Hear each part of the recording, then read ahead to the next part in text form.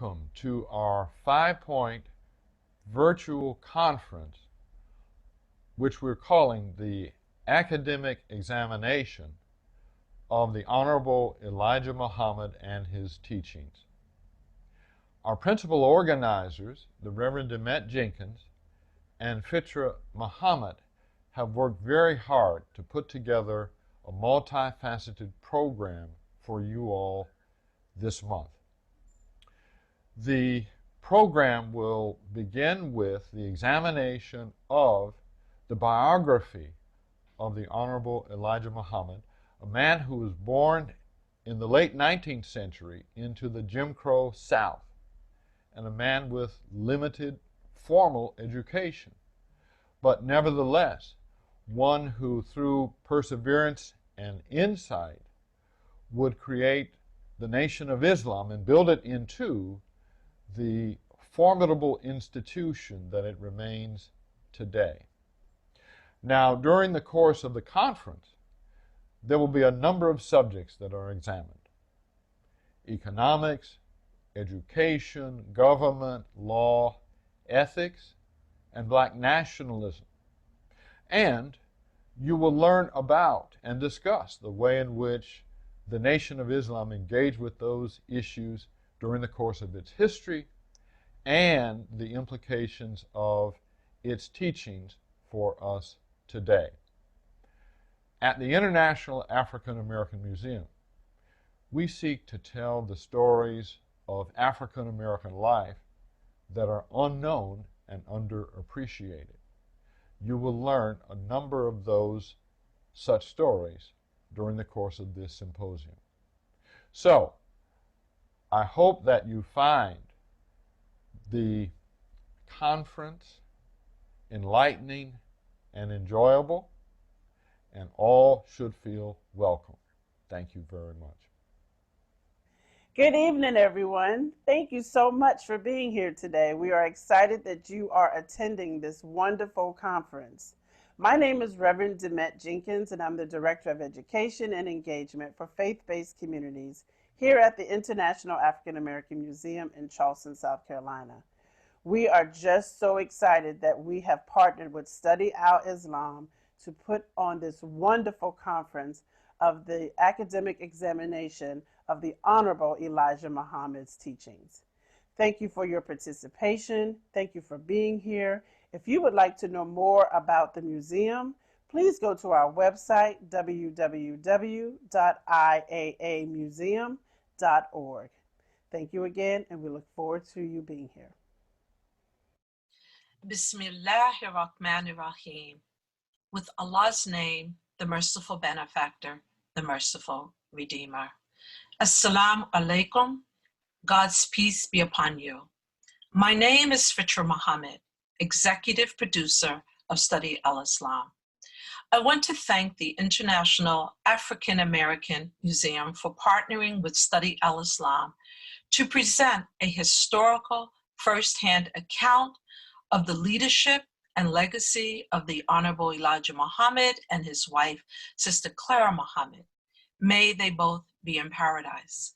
I also want to extend a special thanks to our listening audience for joining today. From the leadership of the Honorable Elijah Muhammad came the pioneers, many who sacrificed to build the Nation of Islam, like Brother Malcolm X, Imam Waritheen Muhammad, and Muhammad Ali. May they too be in paradise. And Minister Louis Farrakhan. Then came the second, third, fourth, and fifth generation of believing Muslims. Many are speakers on this panel. Our panelists will substantiate the moral responsibility that historians, professors, philosophers, and authors have to include the names of the Honorable Elijah Muhammad and his wife, Sister Clara Muhammad, with the names of other trailblazers in the freedom movement. In the words of Representative John Lewis, we have a mission and a moral mandate to be on the right side of history. Thank you, your sister and friend, Fitra Muhammad. Assalamu alaikum. And may the peace that only God can give be upon each and every one of you. Good evening. My name is Kafi Knox McDowell, a second-generation Muslim, and I would like to welcome you to Study Al-Islams in the International African American Museum's second out of a 5-part series, an academic examination of the Honorable Elijah Muhammad's teachings and the impact on African American culture, education, commerce, and Al-Islam in America. Today's topic will answer the following question. Was business ownership and operations the solution to economic equity? In the Holy Quran, chapter 28, verse 77, God says, "But seek through that which God has given you, the home of the hereafter, and yet do not forget your share of the world." God reminds each and every soul that they are to pursue their share of the material world, in addition to its spiritual quest for a place in the hereafter. This is something that is clocked into our collective soul. Through the work of Booker T. Washington, to Marcus Garvey, and on to the Honorable Elijah Muhammad, our African American community has been journeying towards reclaiming its collective share of the material expanse, which is the property of every human community. The Honorable Elijah Muhammad has been quoted to have said to our African American people, "We boast that we are free. To boast the freedom of self means that you are the one that is responsible for your economic condition." Today, we will explore the Honorable Elijah Muhammad's economic ideologies and their place on this journey of the African American community's attempt to fulfill its aspiration towards economic dignity. Now let us pray. We ask that God bestow his blessings upon this conference, its presenters and attendees. We pray that all of the experiences of our presenters touches us in a way to encourage us to tighten our relationships and continue to learn more about one another. Ameen. Ameen. Alhamdulillah, alhamdulillahi rabbil alameen. That is, with Allah's name, the merciful benefactor, the merciful redeemer, brothers and sisters, alhamdulillah, welcome to this event to which you have been introduced thus far. And it is for me now to introduce our panelists. We have with us Imam Abdul-Haq Muhammad. He is the founder and executive director of the Quality Life Center of Southwest Florida, which is a youth and family nonprofit organization which provides academic enrichment, performing arts, and cultural awareness, personal and social development. He has been a part of that movement that began, identified as the Nation of Islam, since 1971, and he, along with thousands of others, in 1975, continued with the noble leadership of Imam Waritheen Muhammad.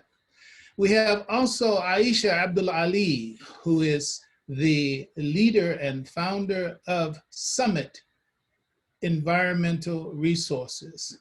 And Summit Environmental Resources are leading the way in building generational wealth for our stockholders through the acquisition of precious metals. And the goal is to become an industry leader in supplying e-commerce, disaster and pandemic relief products and services as well. Aisha was not a member of the then known Nation of Islam. She became a part of this community when she entered upon it with so many others in 1975, but through a different avenue, which we'll get more about that, I pray, going forward. Omar Karim is also Banneker Ventures. He is the president of Banneker Ventures. Banneker is a real estate development and construction company born into the Nation of Islam, he was, in 1974. His father was a minister in the late 60s and early 70s under the Honorable Elijah Muhammad, and a regional minister in the late 80s with Minister Louis Farrakhan. He also entered our present community in 1975 through Imam Muhammad's leadership. And also we have with us, something makes me want to say the noble Nadar Ali. Maybe it's the noble Ali goes with it. He's our elder statesman today and so wonderful. I have some special memories, so yeah, it is a little personal. But let's move on, Faheem. Nadar Ali, the chairman of the board of directors of the King of Kings Housing Development Corporation. They provide housing for elderly and disabled persons, and they are a member of the United States Housing and Urban Development Program.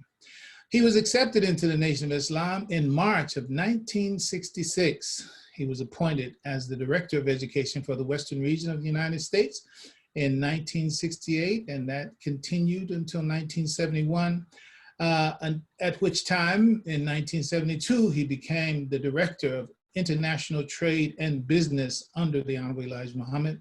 His wife, Mary Ali, was also an MGT, Muslim Girls Training Secretary at Muhammad's Temple number 2 from 1972 to 1975. And again, he, along with others, continued with the leadership of Imam Waritheen Muhammad in 1975. We are honored to have all of you with us, those of you listening, and this noble panel that we have. Brother Nadar, we'd like to start with you. And we want to give you an opening question. And that question is, the Honorable Elijah Muhammad is known that he only had a 3rd grade education in Sandersville, Georgia. That's like not a trope, but it's a factoid of most anybody in the Nation of Islam knows that about him. With only a 3rd grade education, how did the Honorable Elijah Muhammad manage to acquire and to control such an empire that God blessed him to build?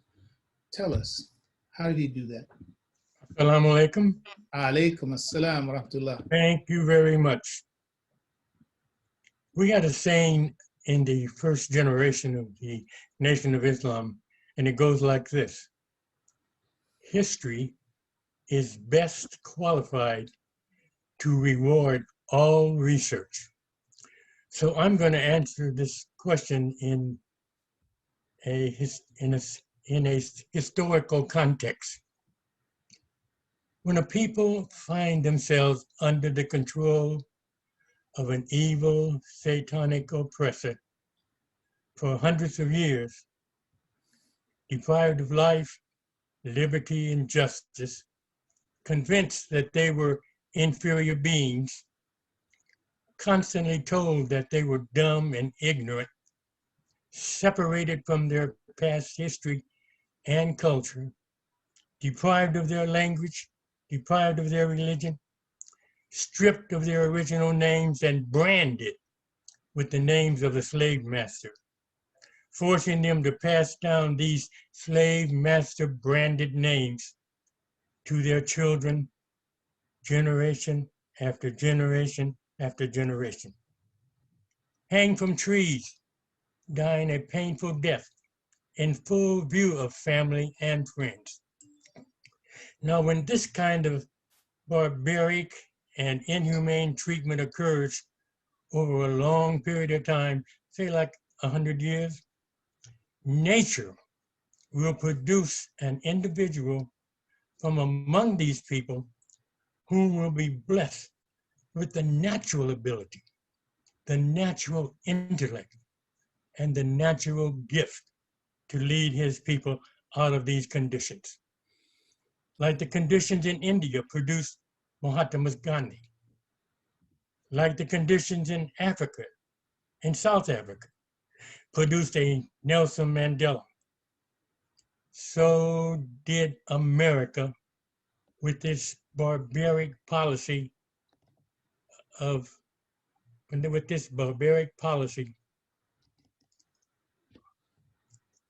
over 250 years of chattel slavery and another 100 years of lynching and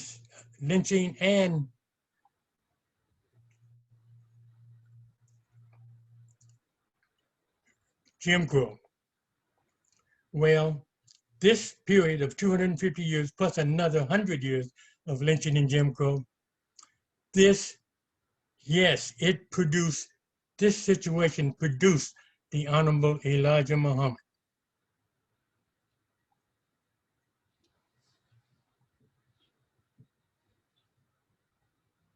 Now, the Honorable Elijah Muhammad was naturally endowed with the strength, the intellect, and the vision to guide his followers out of this horrendous condition.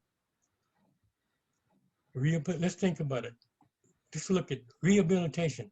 That's a word let's address. Rehabilitation. The Honorable Elijah Muhammad was the first leader to recognize and acknowledge that the ex-slave, because of years of being terrorized and traumatized, were left with deep emotional, physical, and psychological issues. It just had to be addressed.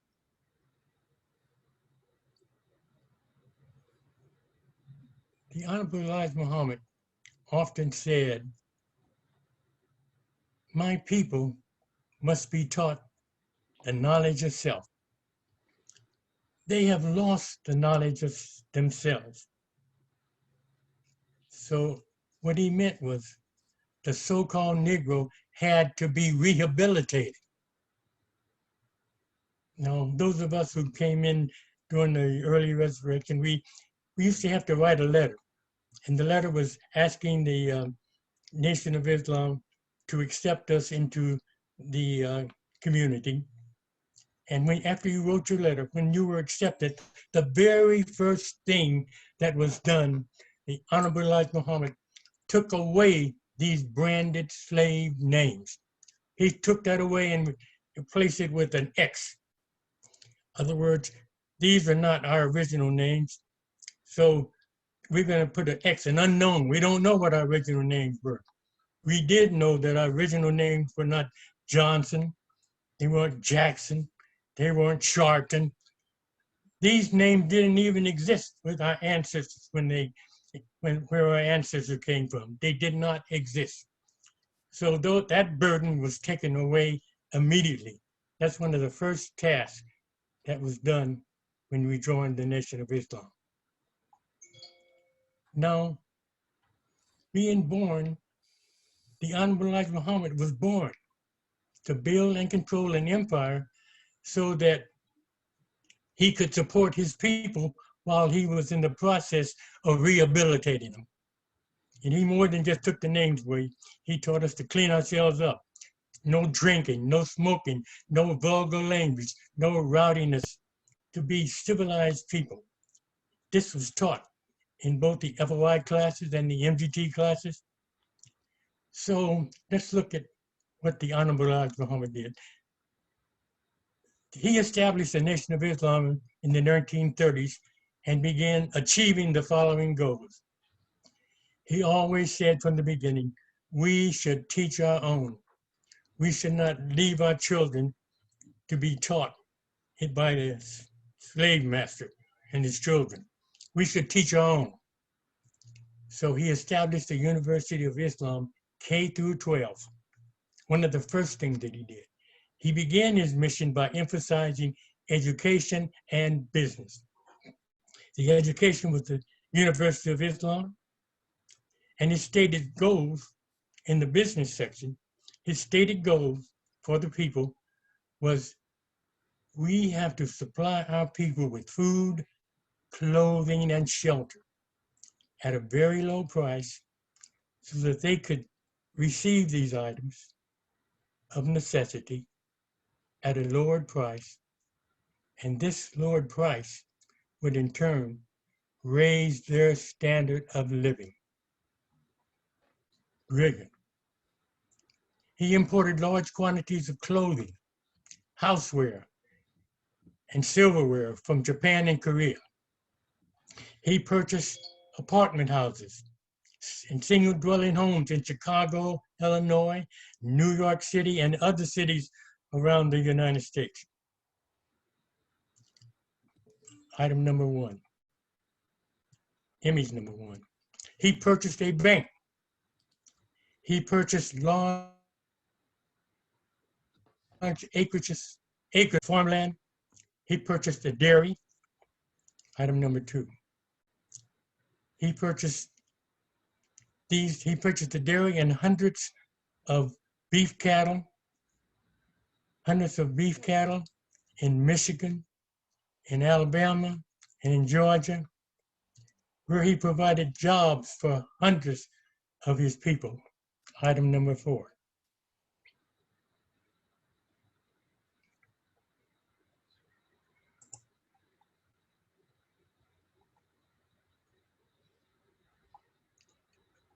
Item number 3.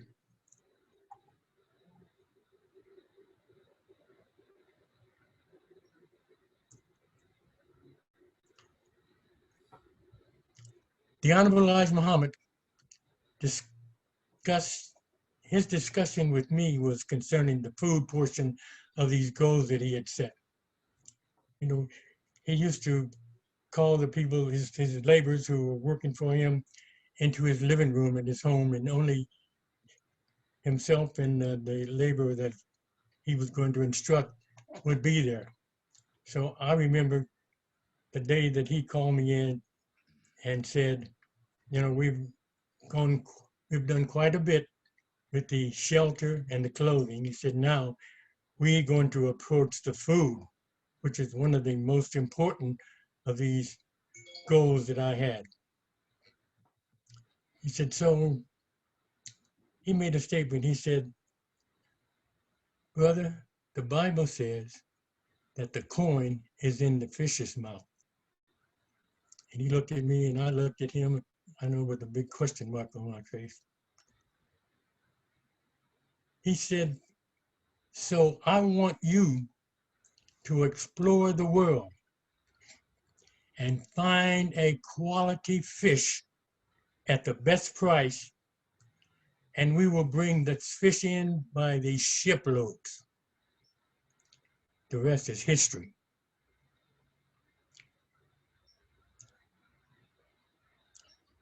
Item number 5. From 1972 until 1975, we imported 3 million pounds of fish a year. That's 36 million pounds of fish. I'm sorry, we imported 3 million pounds a month. That's 36 million pounds a year of whiting H&G from Peru for 3 consecutive years. So that's from 1972 until 1975, the Nation of Islam imported 108 million pounds of fish.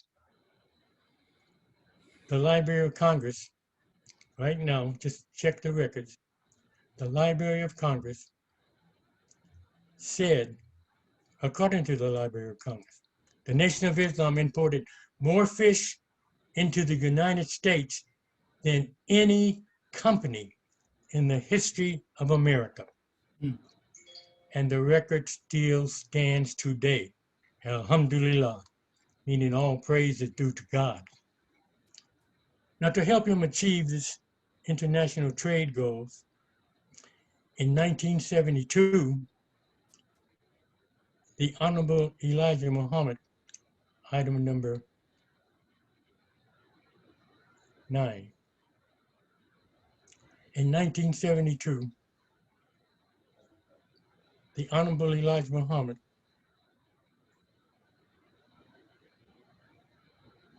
hired a gentleman named Alishan Dobra. Now, he instructed Mr. Dobra.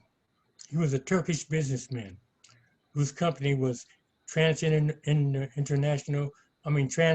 Marine Corporation. So the Honorable Elijah Muhammad instructed Mr. Dober to teach and train me in all phases of international trade and commerce. Mr. Dober was a graduate of Sorbonne University in Paris, France, where he obtained a law degree in international trade and business. This is, you might see our plane there. The Honorable Elijah Muhammad invited Mr. Dober and his family to his home one day. And when we got ready to return, he said, he turned to his grandson. He said, Sultan, why don't you get our plane? The Nation of Islam, the Honorable Elijah Muhammad owned a plane. If you see to the left there, the plane was a Gulfstream jet built by Lockheed. So his family, his wife, his two daughters, they were at dinner. They had dinner with the Honorable Elijah Muhammad, and then the Honorable Elijah Muhammad said, just take them home in the plane. Take it home in our plane. We got this plane. Let's use it. Take them home. Now, Mr. Dober was a very thorough and guiding instructor.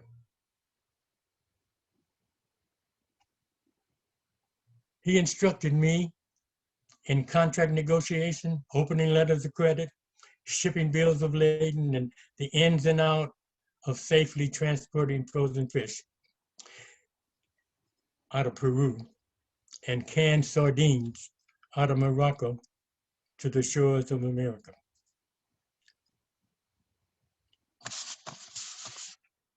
Item number 7. So,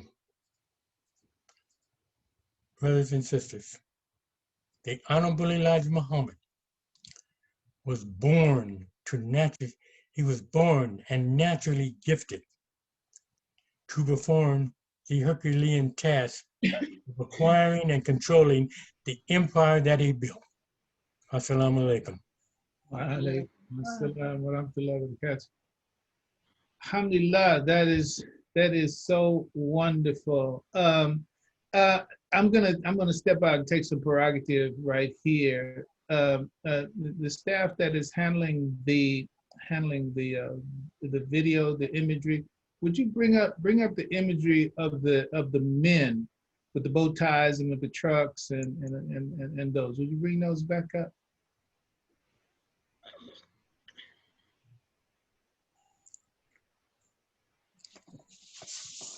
That's image number 6. Image yes. I mean that. Okay, is that Los Angeles? I'm talking to you, Nadar. Is that Los Angeles or who is that? I think this is New York right here. This is New York. Yeah. All right. So, but Los Angeles, this happened in Los Angeles too. Okay, yeah, because it was massive. We truly, I know my co-panelists here, Imam Abdul-Ali from the New York side, and then I'm from the West side, and there's no gang battles. There was great competition. In fact, they inherited from us Ali Rashid out there on that side. I want Imam, of course, and I expect him to say a little more about it there. But he and I entered the Nation of Islam about the same time. My I'll call it birthday, and that was basically January 1, 1972. And Imam Abdul-Ali came in a year before me in 1971. So we came in when that fish was just starting to, is the language we use sometimes among the hood folks, it's starting to pop, right? And it's like, I mean, it's massive. I got some fish stories, and they're not like most all the fish stories. Maybe one day we get a chance to do it. But it's that image, right? It's just so powerful. That's how that record was made. That's how that. And thank you for sharing that to us. Last point, then I'm going to go to the other panelists. Go ahead, Nadar. You want to add to that? No, I said this scene that you see now with these brothers, this scene could be duplicated across the country. Absolutely. And this very well could be Los Angeles. Absolutely. I know now with your history is best qualified to reward all research, that the whiting industry that still exists in this nation right now was started by us/you, and deep and high congratulations to you. I have another story about my benefiting from your entrepreneurial motivation. Actually, my marriage itself is rested on that, but too much about me for right now. The point is that that record that was set and established, we open up so many markets, and I think that there are other markets. Shea butter, as an example, is another market that we can really count for responsibilities. But we're gonna have to move on. It's so exciting, so wonderful, so important, and I know this is a thumbnail of a thumbnail, but we're gonna have to go on. Thank you so much for your presence here, and we'll have a chance to hear more from you as we continue. So I need the screen to go out now because my script is behind the screen. Now we're going to hear from our other panelists, and each of you are being asked this question, and the order of answering is going to be this: Imam Abdul-Haq, you'll be the first asked to respond, then Omar afterwards, and then Sister Aisha, and then Nadar will be back to you. But this is the question that we all want you to take about 3 minutes to respond to. America's economic developments are big corporate franchises. You know, you can think about the Walmarts and the Amazons and the Sam's Clubs and all these other massive, just to speak of them in that way, as well as there's an increasing phenomenon. I mentioned Amazon, of course, and you have the others. People use Facebook, YouTube, other ways of doing online business. So there's an increasing phenomenon of online business as well. And is there a vision of cooperative economics? This is the question. Is there a vision of cooperative economics?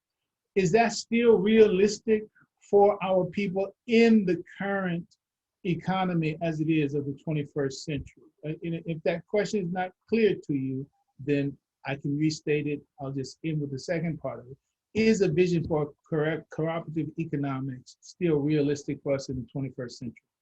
And Imam Abdul-Haq, please. Yes, thank you very much for this opportunity to participate.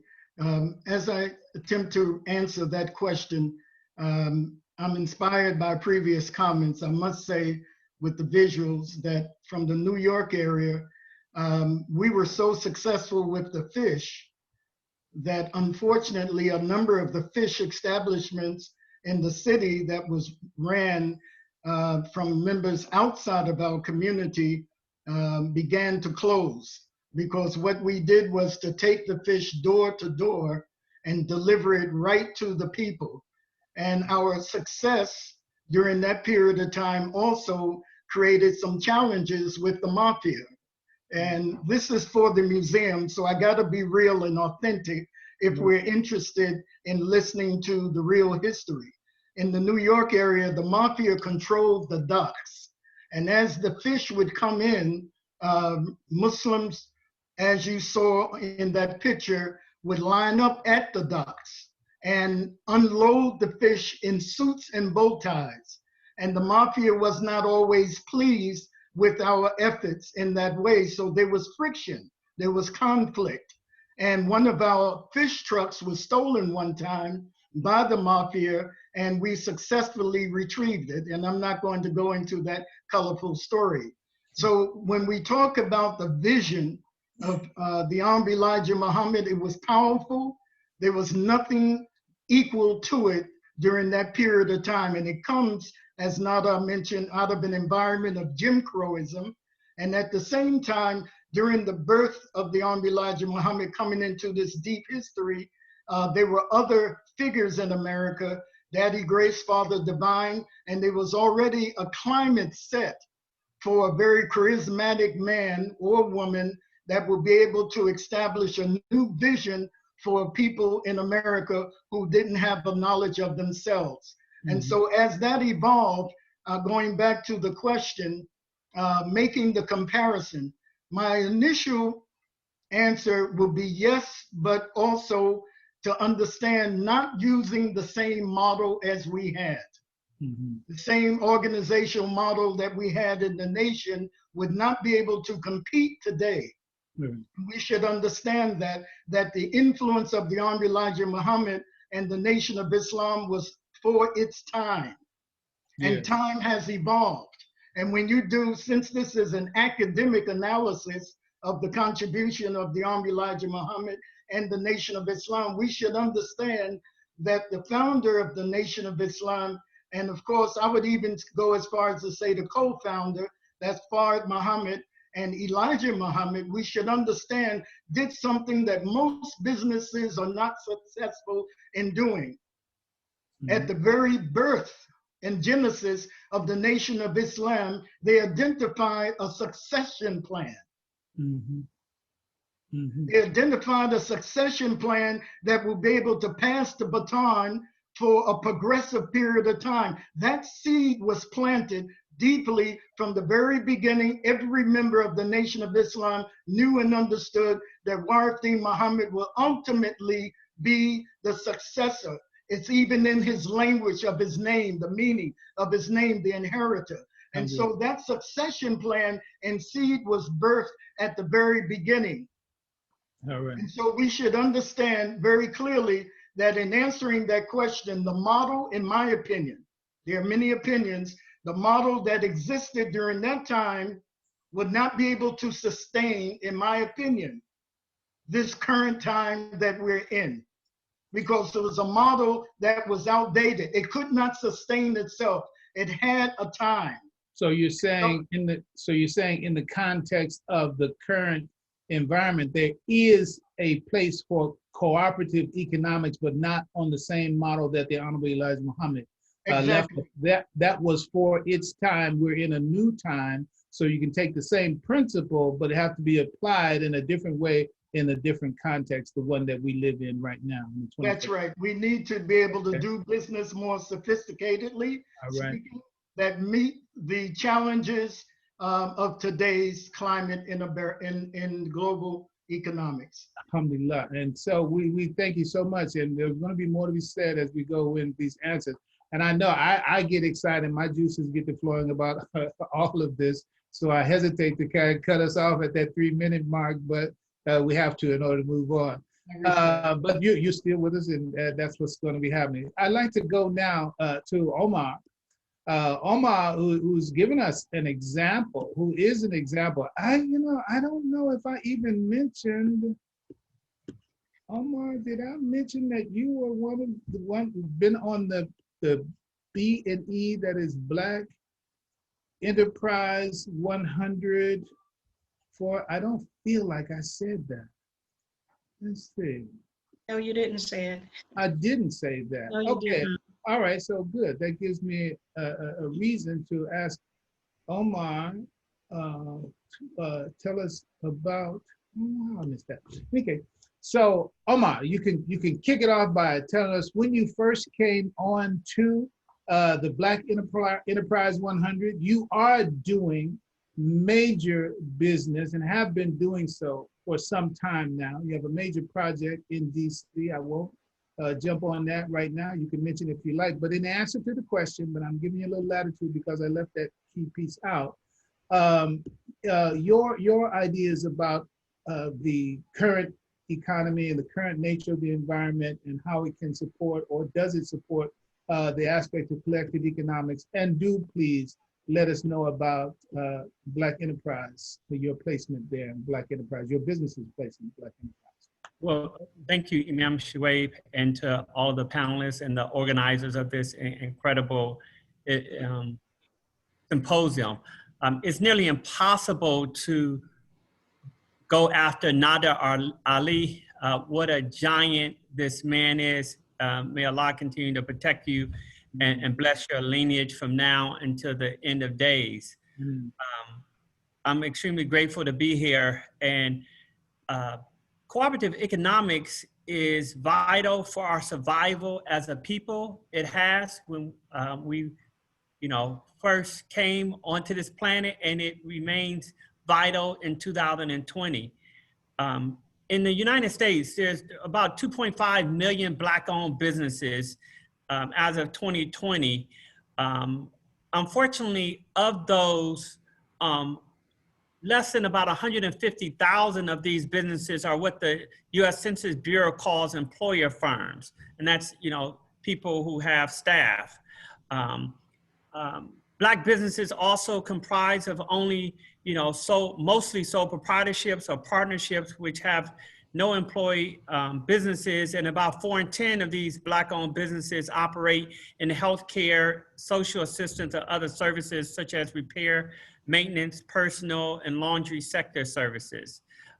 And due to COVID-19, there was a report that came out in the New York Times on June 18th of this year, which said that 40% of Black businesses might not even survive. However, we are a resilient people, and my answer to the question is absolutely cooperative economics is needed now, more than ever. One of the keys to cooperative economics is really to work together, buy together, and spend together. Whether you have the internet or not, whether you have companies like Amazon and Apple and other billion and trillion dollar companies, if we as a people decide to spend our money with one another, we will survive. And so having cooperative economics is more important than it ever has been. What the Honorable Elijah Muhammad was able to do, and pioneers like Nadar Ali and others who started and built the Nation of Islam, they were able to go in these communities and spend money with one another, open restaurants, open gas stations, open auto dealerships, maintenance, all of these things, and spend money with one of our people, with Black-owned businesses. And cooperative economics, I mean, as people saw with the whole federal stimulus package that passed in Congress back in the spring and summer, a ton of Black-owned businesses were not able to take advantage of the federal stimulus money, particularly the PPP, forgivable loans, because we didn't even have banking relationships. And so if we have, those type of relationships with Black-owned institutions, Black-owned banks, then we will not only survive, but thrive. And so there's 7 actions that I propose that everybody on this line can take to practice cooperative economics. Number 1, you can shop at a local Black-owned business. Number 2, you can dine at a local Black-owned business. Number 3, you can move your funds out of non-Black banks and into Black-owned banks. And I'm not just talking about it, but our company has over $1 million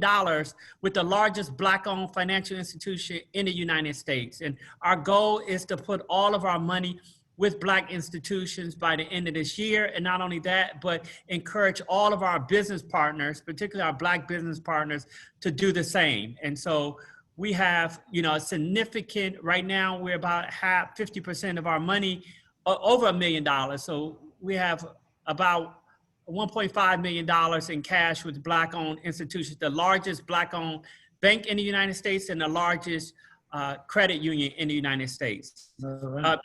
Number 4, we should divest from, private prison investments.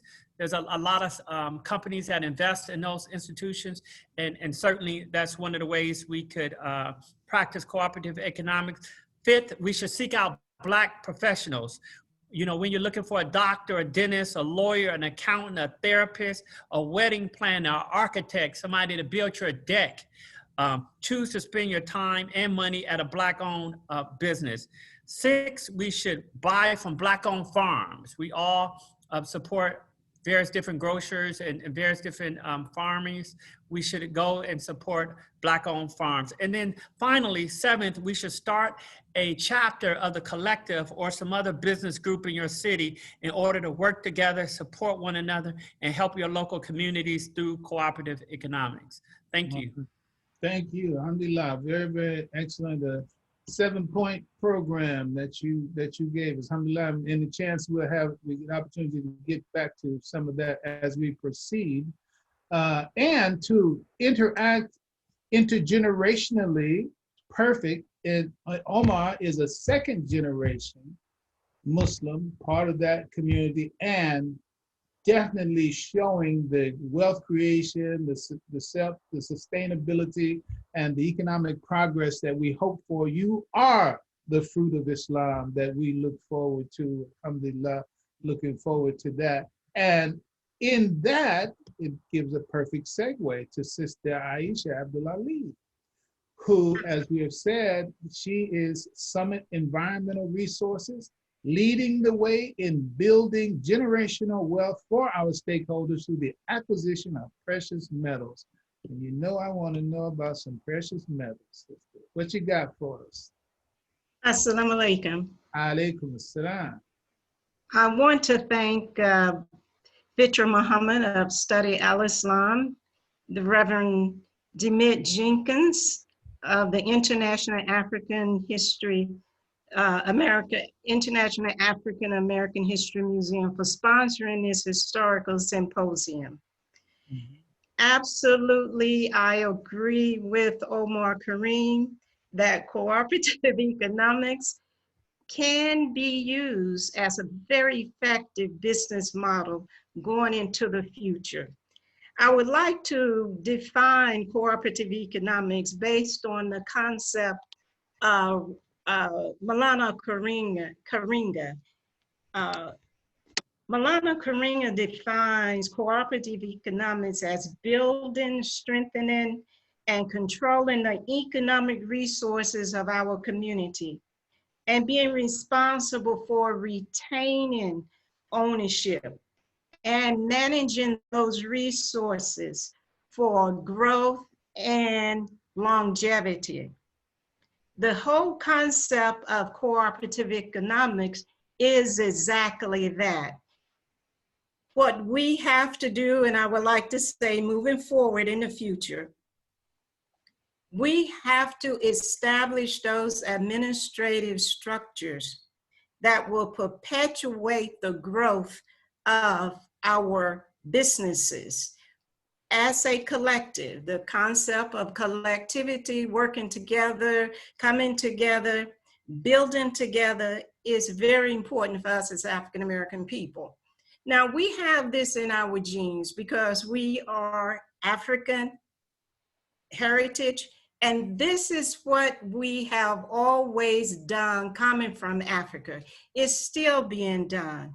So when we talk about working together, we have a commonality within ourselves where we actually want to do this. This is not foreign to us. And the entire structures that the Honorable Elijah Muhammad set up was really a testimony to his vision as a leader. He was inspired himself. I understand, remember I became a Muslim in 1975. But based on what I have been told, researched, I do understand that he himself was given 102 books that he had to read over a 2-year period of time. That's equivalent to what, 2 books a week, you know? And many of us don't do that, even with advanced degrees. So he was an educated man. The 3rd grade education was just his primer. But however, he was much more than the 3rd grade education as we understand education is in our education system. And so he brought along with him vision, the education beyond the 3rd grade to inspire us as a community. Not only did he inspire us as Muslims, he inspired African Americans throughout America, into the Caribbeans, and surprisingly, perhaps even into Africa. They talk about, the elders talk about the Honorable Elijah Muhammad and his influence. And I can say that because they talked to me about it and asked me questions. So unfortunately, I wasn't as equipped then as I am now to answer those questions. But they too were inspired. So it went beyond the borders of the United States. So to answer the question, I certainly do believe that cooperative economics business model is still relevant and can address the reality of the African American in the United States and even beyond. I think this is a platform of high standards, very high standards, and that's what you have to always have. Alhamdulillah. Any platform, no platform can work unless you do have high standards. But I think it's a platform of high standards for achieving economic growth as we move into the 21st century. Thank you. Alhamdulillah. Very, very good.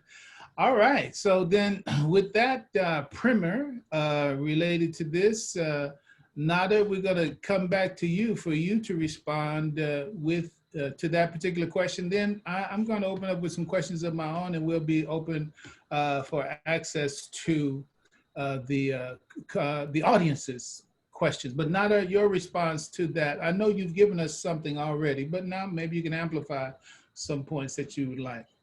Yes, I would like to start by saying there was a brother, his name was Brother Ernest X then, but he later became Brother Khalid El-Amin. Brother Khalid El-Amin was one of the truck drivers. I didn't mention during my talk that the Nation of Islam had a fleet of these big 18-wheel diesels that drove across the country carrying the fish, the newspaper, the imported goods. But Brother Ernest was one of the truck drivers. Now, when the end of 1975, when the end came for the Honorable Elijah Muhammad, Brother Ernest, with his ingenuity and his knowledge of truck driving for the Nation of Islam, he started his own trucking company. And today, Brother Ernest, Brother Khalid El-Amin, Allah be pleased with him and admit his soul into Jannah. Brother Ernest had some sons, and these sons today, if you on the East Coast, around the East Coast and part of the Midwest, they have a huge trucking company that was started first by Brother Ernest in a small way. Now they have a multi-million-dollar trucking company called the El-Amin Brothers.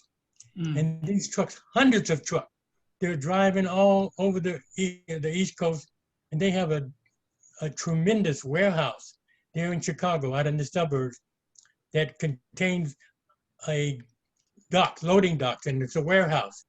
So these El-Amin Brothers now, they have a multi-million-dollar corporation of El-Amin Brothers Trucking, and that stemmed from their father being a truck driver for the Honorable Elijah Muhammad and passing on this knowledge and information to them and starting in a small way with his own trucking company. Now his sons have blossomed out. So that's one thing that can happen if the root and the seed was planted with the Honorable Elijah Muhammad. Oh yeah, absolutely. Thank you so much, Nadar. That makes me also think about my brother I haven't seen him in so long. The fish company, Shamsuddin, that had the franchise fish operations in Atlanta, right? Which I believe his son Walid is carrying on with that. Also, and so that intergenerational theme is still there. I think I know Khalid, who you're speaking of, but I won't make an attempt because I've already mixed some names with others. But let's go ahead and jump to a question from the audience, since this is to you, Nadia. I'm going to reframe Clyde Akbar's question a little bit. He's asking a question about the qualification and expertise and knowledge that Nadar Ali has. And there's a question about how much of that information did you provide to Imam Waritheen Muhammad? What comes to mind right now, the American Pouch Foods or something like that. You were involved with the American Pouch Foods program. I think that was a part of the Imam's dispensation as well, or his time. Yes, you're absolutely right. Okay, so go ahead. Oh, go ahead. No, you. Oh, okay. The American Pouch Food Corporation was a joint venture between the Nation of Islam, or at that time, we kind of shifted when the Imam came in. He sort of dropped the centralized businesses. He wanted individuals to take these businesses and carry them. He thought that we would develop much faster if we didn't centralize our businesses, but each individual would develop and go in his own field of expertise, and we could grow as a community faster. So we did a contract with the American Pouch Food was started by a group of Chinese. By the head of it was Alan Chang and the Nation of Islam, because Mr. Alan Chang was an engineer for Swift & Company. Now this Swift & Company, we knew nothing about it, but Alan Chang knew. They had developed a new meal package. It's called pouch food. They did away with the cans that they had during the First World War and the Second World War, and they developed a pouch. Well, Swift developed that for the American Department of Agriculture. They developed it, and for the military department too. So Alan Chang had that knowledge, and when they finished developing this pouch, Swift said, well, we don't want to fool with it anymore. We're going to just let it go. We don't want to go into the. They developed it so they could have contractors to do this for the military. Well, Alan Chang and I were on a trip overseas, and Alan Chang went with me. We were going to the Emirates. They wanted us to help them develop the fishing industry. So while we were going, Alan Chang said, "I want to say something to you. We need. I think that we can have a partnership, and we can get this American Pouch Food." So we did. We joined together. We got the contract from the government. By the way, if you look at the magazine, the Fortune 500 magazine, we're featured in there. APF with 50% the Chinese group, 50% the Nation of Islam, acquired 1/3 of the contract for this pouch, to produce these pouch food. That was a $35 million contract. It was the largest contract ever awarded to a minority company without a set-aside. It was direct competition that we had with the other two pouch food producers. That was a $35 million contract. It was American, and we hired over 600 workers out of Chicago. Okay. I hate to cut you off, but we got so many questions flowing in right now. That's news to the moderator in terms of those background details, and that's why you're here. You are history walking. We have this a question from a married couple of entrepreneurs I know personally. I say assalamu alaikum to them as well. This is from Salim and Tahida Madyun. I believe Memphis is the locale. Omar, the question to you is, what's the name of the Black-owned bank that you have? That's their question. And then we have a follow-up question, a different question though, from Waritheen Parnell. We're going to raise that question after we get an answer from Omar to their question about the Black Bank. The bank is City First Bank of DC, and the largest Black credit union that we have funds with is Haqq Credit Union out of Jackson, Mississippi. Haqq? Haqq, H-O-P-E.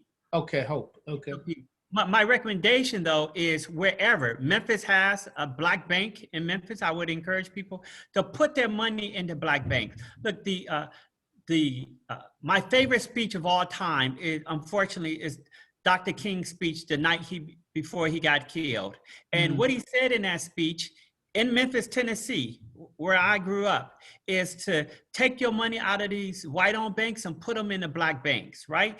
Stop. He said, boycott Coca-Cola, boycott the white insurance companies, and have insurance companies purchase your insurance policies with Black insurance companies. Go bank Black, go buy Black, all of these things. And he got killed for that. And so Memphis does have at least one Black bank, I believe, still.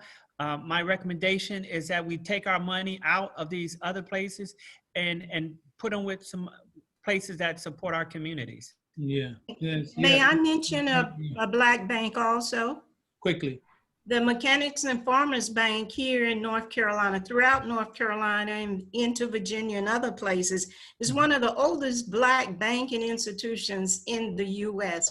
It developed during Black Wall Street and has not had any economic or any problems. Even when there was a banking crisis in the US, they did not have that crisis. So it's called Mechanics and Farmers Bank.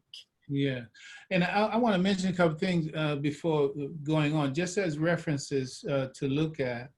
That is that movie, The Bankers, with Samuel L. Jackson. I can't think of the other brother's name. He played Tupac also, and he's also one of the Avenger dudes. Any case, that's a good movie to watch regarding that. Also, a good book to look at, you can get it on audio as well, is The Color of Money. The Color of Money. It's a very, very, very important reference for us to understand how deliberate the efforts to keep us out of the economy and especially out of banking, and part of which has been ascribed to our being driven much more into the so-called underground and the what do you call it, the black economy, what do you call it, the black market. So that's something very, very interesting to look at. Abdul-Haq, you have anything you want to add to this particular question before I move on? Not at this time. Okay. I would yield. All right, great. In fact, what I'm going to do then, Vareen, I'm going to get back to your question. Abdul-Haq, you talked about leadership, you talked about a succession plan, etc. Being, it's like New York is rich with controversy. I know it just comes with the territory. So obviously we can't unpack, nor would we necessarily, as you said, unpack all of those stories that need to be said back there. But I want to just mention and ask, preferably if you can, and you're a very concise speaker, so I'm going to ask for a little more concision, even though I'm asking an important and maybe complex question. One is, so when you talk about succession of leadership, and I've heard also, I believe in what Nadar Ali was saying, was just talking about how the intergenerational wealth with the trucking and how that continued, and how Imam Muhammad put persons into a position to be able to carry on those businesses as individuals / or as families. So when we talk about leadership and succession plan, the way that Imam Muhammad decentralized the leadership, and as you say, we couldn't do what the Honorable Elijah Muhammad did during that time, because that was for that time, and I guess it was also for the people who were in the condition that they were in at the time. Your response to that? Yeah, I would agree. I'm not sure how you want to frame it, but to appreciate what we're talking about, the nation functioned on a specific belief system. Remember, during that earlier period of time, Muslims in the nation believed that God was a man. Mm-hmm. And many times this could be interpreted as being shifting to kind of a cult relationship with its leadership. The leadership was a oligarchy or dictatorship or combination of both. Though there was decentralization in some respect, there was an authority very much at the top, and also the model was a paramilitary organizational structure, which allowed for a lot that did take place to occur. That model, I would argue, would be obsolete at this time, and I believe tying it to the succession plan, the Imam understood to create opportunity for people to be free to use their own intellect and to do business across the board with people throughout the globe. Mm-hmm. And I think you're seeing that with new and younger people today involved in business on a very, very different level. And so my response only was to make a comparison with the organization at that time, and then how we have evolved and going for opportunities that exist in the globe today. So that succession plan, all of us that are in business need to consider that, because we age quicker than you can imagine. And then when you look around, you need to understand who is going to move forward. And I'm experiencing that where I am now, as this organization has grown and blossomed over the many years. Yes, thank you so much for your feedback, for your response. Omar, Omar, I want to get back to you, and I'm gonna when I come back to you, I'm gonna ask Aisha a question. But Omar, I want you to have your 7 points lined up without elaboration, please. Just so somebody online wants to hear those seven points again. So I want you to be ready with that. I'm going to come back to you for you to just run down that grocery list, I'll call it, if you will. Aisha, I understand that you've been doing business in Africa for 20 years? Yes. Oh, tell us about that. Well, it's been a phenomenal journey for sure. Mm-hmm.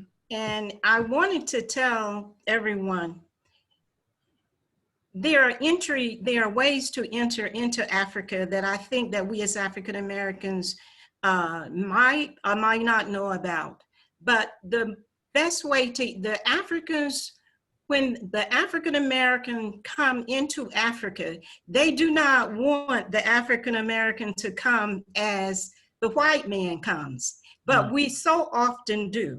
You know, we come with the government, the US government backing and all of that, and we talk to the Africans like the same way the Caucasians talk to the Africans.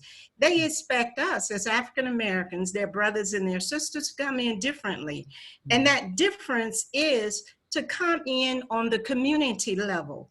And the way to come in on the community level is we can use a portal right here in the United States. If, I don't know, many of you might remember during the Eisenhower administration, if you can go back that far. Eisenhower— He was born in my hometown where I was born. Okay. That's our greatest claim to fame. Besides me, he was born in Denison, Texas. Go ahead. So former President Eisenhower created a organization called Sister Cities. And maybe you have heard of that. Sure. Sister Cities was an organization that was primarily run by Caucasian females, upper class Caucasian females, to bring about a divide or a relationship on the community level in Africa. So every state in the US, at least 80% of to 90% of every state in the US has a Sister Cities chapter. That chapter is a sister city to cities in Africa. The Africans solicit the sister city in the US to take them on as a sister city. Now, I hope this doesn't become confusing. The US organization decides that they will or will not take on that African city. For instance, my sister city here is the Arusha, Tanzania committee that and these committees are your local government. They're in the office of your mayor in your city. They're the ones that administer this. They're responsible for it. So, case in point, Sister Cities of Arusha Sister City is the sister city that I reached out to because I wanted to go into Tanzania and I knew I had to go in on the ground level. And so for 15 years, I have operated with that group and have done phenomenal projects in Africa through that group. And brought in organizations like the Gates Foundation that funded some of the projects and whatnot. This is the way, this is the portal that's open for us as African Americans to come in on the ground level in Africa. So by coming in through Arusha, Tanzania, and if you all know, Arusha is the jumping off place for the safaris and whatnot in East Africa. I came in as a diplomat to the city government of Arusha. They would ask us as diplomats for advice on administrative structures for their city and whatnot. And so after a period of time, you have an organization there and that city then propels you on up the line, even to the point where I'm sitting with the president of Tanzania Bill Nkapa, who is twice removed president, who is still recognized as the most influential man in Africa. But that's the level that you move to, and you move through the community. Then once you are situated in Africa at the highest level of government, then you can come back and go through the step-by-step process of bringing the U.S. government, because the U.S. government wants the business. And so I think we are doing things backwards, and we are not receiving the efforts, the rewards of the efforts that we put out. All okay? right. Alhamdulillah. So, anyway, that's one of, no, I mean, that's in every bite there's some information. You know, I like chocolate candy with nuts in it. You know what I'm saying? When you take a bite, as long as I got a nut with the chocolate, it's good. So every bite of every sentence had something crunchy in it. I hope it wasn't too confusing. No, it wasn't confusing at all. It was illuminating. It was wonderful. Let's go to Vernil's question that I saw. Omar, give me those 7 real quick. Give me those 7 points of economic empowerment. Right. So what we can do, this is really acting cooperatively. Economic empowerment is like a much more, but number 1, shop at local Black-owned businesses. Number 2, dine at Black-owned businesses. Number 3, move your funds out of non-Black banks and into Black-owned community development banks and credit unions. Number 4, divest from private prisons through your stock holdings. Number 5, seek out Black professionals. That's doctors, dentists, lawyers, accountants, therapists, web planners. Number 6, buy from Black-owned farms. And number 7, start a chapter of the collective or some other business group in your city in order to work together, support one another, and help your local communities through cooperative economics. Yes, thank you so much. We also have more information from the International African American Museum. Dr. Demet reminds us that there's a Black-owned credit union in Charleston, South Carolina, that was started in 1966 by a community and civil rights activist, Esau Jenkins, and that credit union is still open today. So for more information, look up Esau Jenkins and his work. Google his name, and you'll get more in that regard. So we've made one circuit. I want to go back to something, Nadar. You point out that Elijah Muhammad was born of the conditions, born of those circumstances. And I want to give you a little analogy to go with that. You know, Imam Muhammad taught us that we have to have creation-supported social logic. So Elijah Muhammad, as was said by Aisha, saying that he was an educated man. He was naturally educated, and just because you went to school doesn't mean you got educated. But at the same time, his nature. I look at water. You know, water is the only element in creation, whereas all other elements in creation, what they do is they shrink. They shrink. Water, it does shrink down to 39 degrees, but then from 39 degrees to 32 degrees, it expands. I mean, you have fire hydrants that have been exploded by frozen water. It's because that water refuses to continue to shrink, and then it starts to rebel. And that's how it is with human nature. And that's what I hear when you tell us about what the Honorable Elijah said. You know, it's like that network movie theme where it says, I'm damn sick and tired, I'm not going to take it anymore. So Elijah Muhammad was like born for the mission. We've heard that phrase as well. So he was a very natural man, a very natural genius, a very naturally endowed, a man of great and high aspirations. I'm not seeing a question right now from the audience, but let me just toss that to you, Nadar. And how would you experience him in his house? This is what I hear oftentimes. You experienced the Honorable Elijah Muhammad in his house, what you can consider formal environments, but also informal environments. That is, what is it about the Honorable Elijah Muhammad that some people they really might not get? if they get wrapped up into the persona, the aura, that man that people only know from a distance. You know him up close and personal with your experience. What is it that you think most people need to understand about the Honorable Elijah Muhammad that the average person really doesn't get? Okay, well, I'll put it like this. The Reader's Digest put an article out, and the Reader's Digest said that the Honorable Elijah Muhammad was a master psychologist. A master psychologist. So you think about all the things he did and you put that together. And another thing about him, he was like natural. And he would tell you things that he felt you should know. I remember once I was, before I got my name, I came to the Honorable Muhammad and he said, well, wait a minute. He said, what is your name again? He said, Bobby Jones. He said, I can't have nobody representing me with a name like Bobby Jones. He said, look, I'm going to change your name. He said, no, it was one Savior's Day. So he said, you could call me tomorrow morning at 10 o'clock. This is the kind of person he was. He said, when I come to the phone, all I want you to do is say, dear Holy Apostle, what is my name? So I did, and I couldn't wait till the next morning, but I did. I called the house, secretaries answered the phone. They gave the phone to Honorable Elijah Muhammad, and I said, dear Holy Apostle, what is my name? He said, I have a name for you.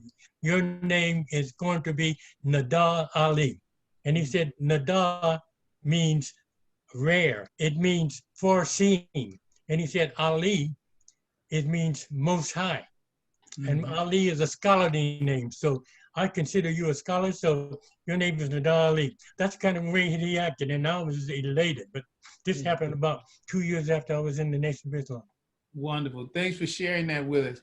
I have a question here from Waritheen Parnell. Now, all of our panelists were not members of the Nation of Islam, so I'm going to qualify and I'm going to point a finger particularly in response to this question. But just hear the question.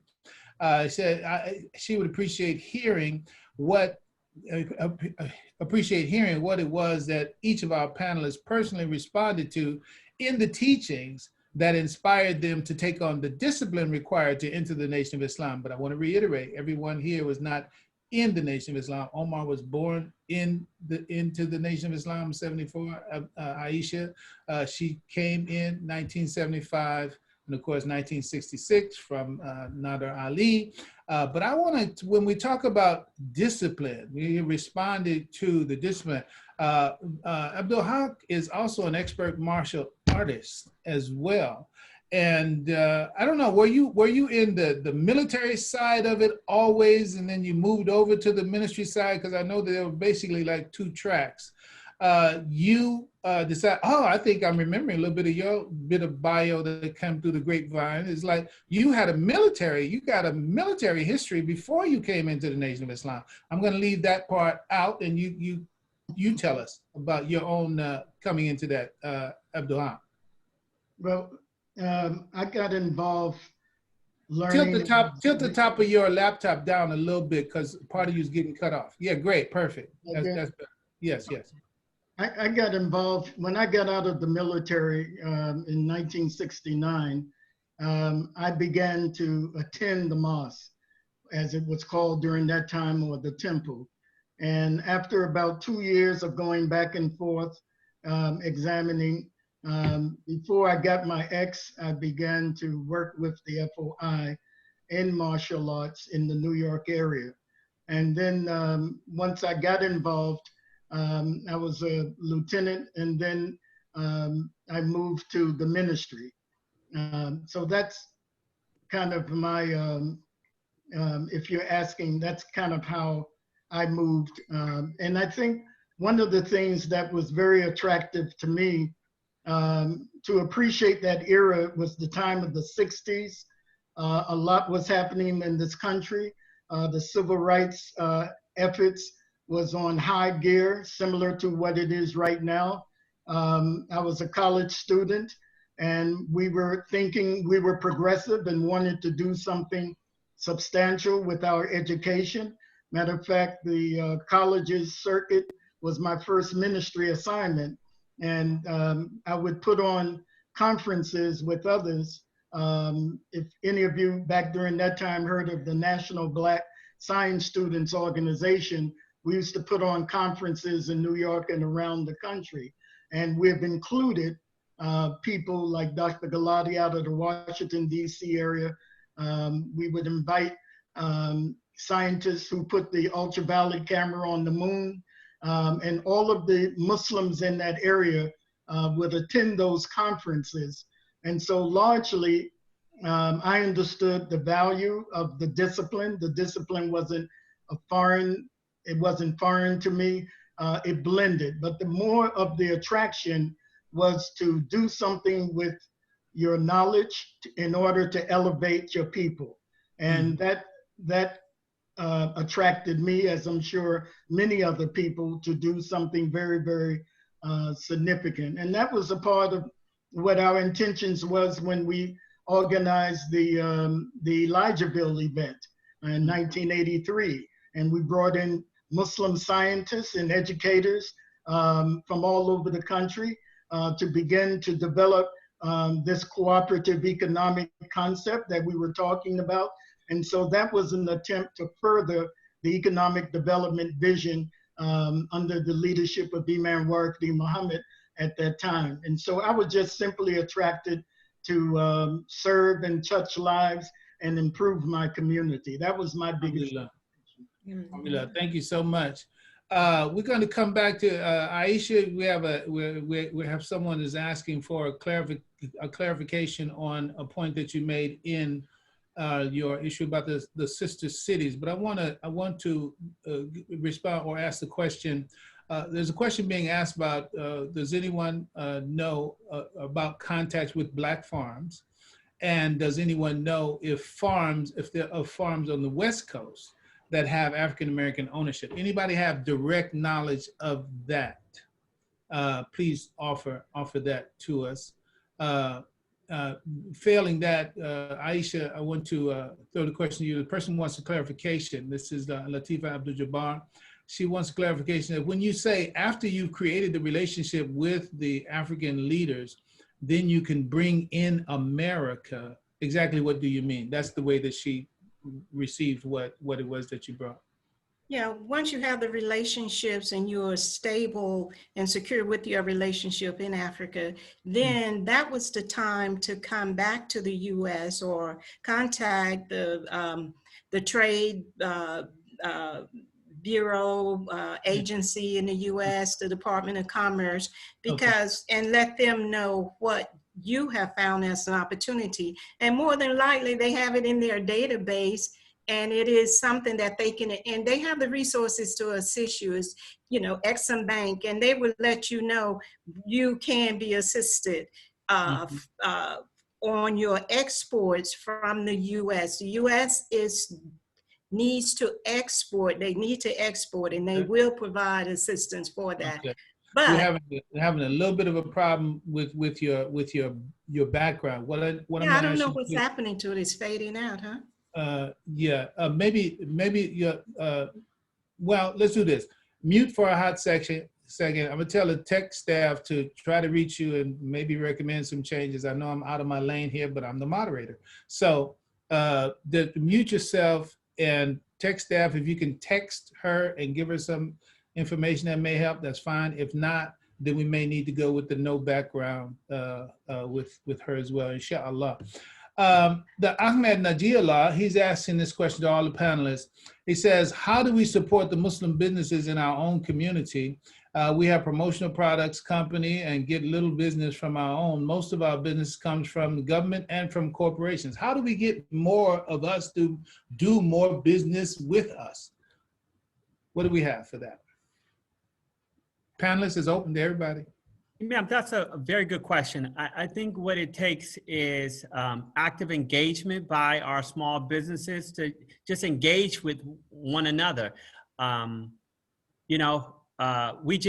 We reached out, we sent gifts to all of our staff because of COVID-19 about 3 or 4 weeks ago. And we reached out to a Black-owned business, and the Black business that we reached out to contacted other Black businesses and put all Black-owned gifts into this box that we sent to the families of all of our staff. And it takes a active engagement on that type of retail level. So, you know, things are not going to come to you. The internet is certainly helpful. We don't advertise on Facebook, but I understand Facebook ads are extremely helpful in gaining businesses for retail establishments, such as the one that you mentioned before.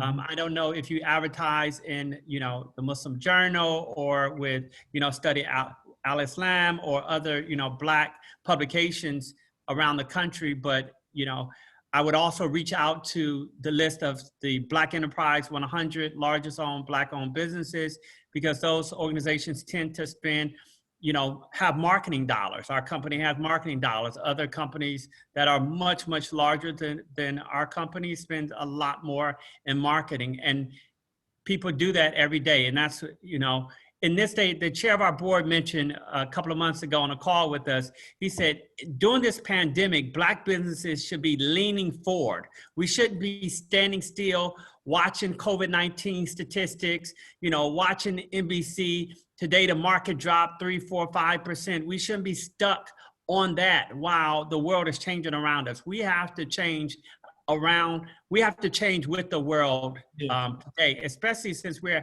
a lot of people are at home and they're able to really give some thought and to strategize a lot more. So that's my recommendation. Yeah, it's very good, very good. You know, to think about, to come back to the question of education, Nadar Ali, you were the regional director of education, Western Regional Director of Education. And congrats, I believe your grandson is now the assistant director of education in Atlanta now. He's the principal.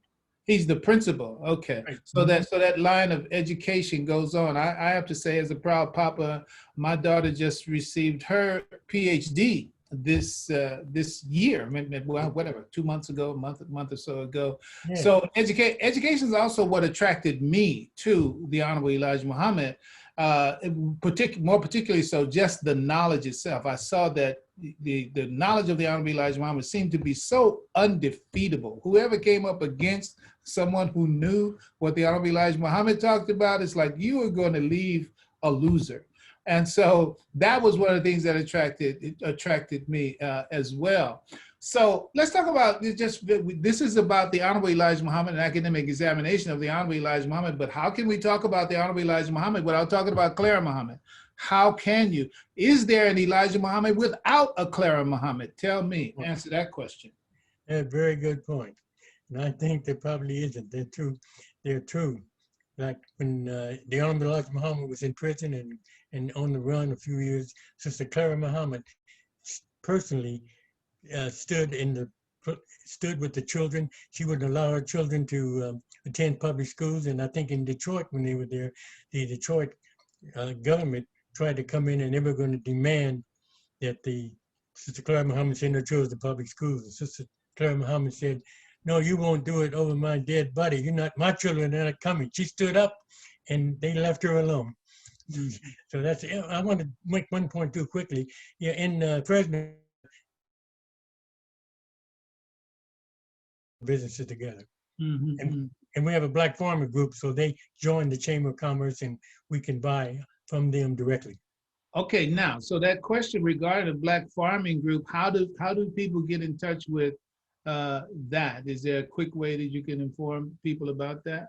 Yes, we have the Chamber, African American Chamber of Commerce there in Fresno, and they can just email me, and they can get the email address from Sister Fitra. Okay. And I'll put them together with them. There's also a website called National Black Farmers Association.org that if you go to that website, you can find information about Black farmers around the country. That's National Black Farmers Association.org. Okay. Brother Faheem, there's a brother in Atlanta, Georgia, who is doing a book on all of the Black businesses. You can go, I really don't remember his name, but Brother Sharif Nasir knows, and they Okay. this brother has a book. You might know it, Brother Shu'aibe. Might know the brother down in Atlanta, Georgia. Okay, no, it's beyond me right now, but we got plenty listeners. I know Ahmed Najiyallah, he's down there in that area. I'm sorry, Ahmed. My mind is on something else, so I'm missing. I know he's not in Atlanta. It's outside of Atlanta. Yeah. In any case, alhamdulillah. Now, Aisha, I know we had to switch up on the background. We're not going to worry about it in that sense, but that precious metals piece, I mean, it's like when you say precious metals, you're really talking about something now. So Elijah Muhammad said that the reading from the Bible, the coin is in the fish's mouth. Okay, so when you talk about precious metal, I'm thinking about gold, I'm thinking about silver, I'm thinking about, palladium and the like. Is that what you're talking about in terms of your interaction with that domain or that space? Absolutely. Okay. Yes. For years, we've been working in the precious metals area, even so far as, there's an old saying, if you really want to. Let me ask you do a favor. I'm really sorry, but the light from your laptop is coming through your glasses more so now. Is it possible for you to, either way, you can set that down or close the laptop? Is it better now? Yes. Okay, I can't see you, but it's okay. You're still beautiful. You're still beautiful. Alhamdulillah. Yes. So, there's an old saying. I come from a long line of entrepreneurs on both my mother's side and father's side. And we always believe that if you really want to become a specialist at what you want to do, you have to go into the dirt and figure out how and find out how it's done. And so, of course, that meant I had to go into the gold mining fields and work with the miners to truly understand this process. And so, having done that, I knew that there was an area of Africa that we wanted to be involved with, and that was in Tanzania for all of the political reasons, good political reasons you can think of and know about. So, yes, we truly are in the process of building a gold reserve. Gold reserve to us means the acquisition of precious metals. We are talking about bullion primarily. Gold, bullion, and of course silver. We know that fiat currency is on its way out, and we want to be in position as a people to have some wealth that we can pass down to generation. And so this is the whole concept of building a gold reserve. Now we know that China and India both are building tremendous gold reserves. And I have not found any other place or any other organization in our community especially, but of course this is for all people of consciousness that want to participate. But I haven't found any organization that's really dealing with this issue of how do we sustain ourselves in this global world. One of the things that I was told at my last trip in Africa, and that is, if we as African Americans do not use our intellect and our knowledge, because we are a highly educated group of people of the diaspora, if we don't use that knowledge and bring it back into Africa to help Africa, that we'll be lost as a people. So yes, we understand the movement of gold from the ground, all the way into every aspect into the global market.